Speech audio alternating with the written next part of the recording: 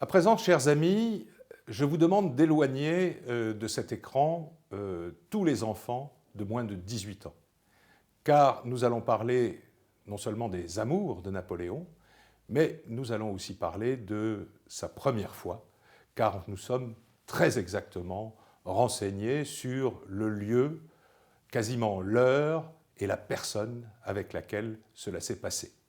Vous le savez, Napoléon a été marié 2 fois, avec Joséphine, avec Marie-Louise. Il a eu plusieurs maîtresses connues, comme Éléonore de Nuel, qui lui a donné le petit comte Léon, ou Marie Walewska, qui lui a donné le petit Alexandre. On sait qu'il avait été fiancé platoniquement avec Désirée Clary dans sa jeunesse, mais quand a-t-il connu l'amour physique pour la première fois ?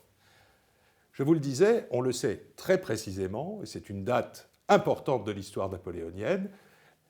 L'affaire a eu lieu le 22 novembre 1787.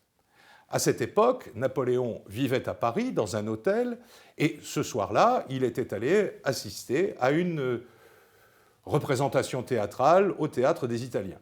Et pour rentrer chez lui, il avait besoin de traverser les jardins et les arcades du Palais Royal, qui était à l'époque un lieu, on va dire, plutôt mal famé pour qui avait beaucoup de morale.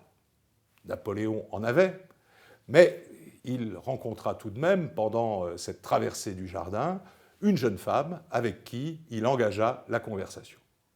Elle était de Nantes, il nous dit qu'elle était jeune, mais elle avait quand même déjà eu 3 amants qui l'avaient abandonnée, dont le dernier, qu'il avait ramené de Nantes à Paris, l'avait laissée seule à la rue.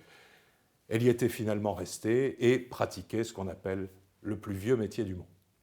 La conversation dure quelques minutes, puis Napoléon entraîne cette jeune personne dans sa chambre d'hôtel, et le texte qu'il a écrit sur cette première expérience, car il a écrit un texte qui a été retrouvé depuis, se termine par des points de suspension, mais nous pouvons bien imaginer que ce jour-là, le lieutenant Bonaparte a probablement passé une très bonne soirée.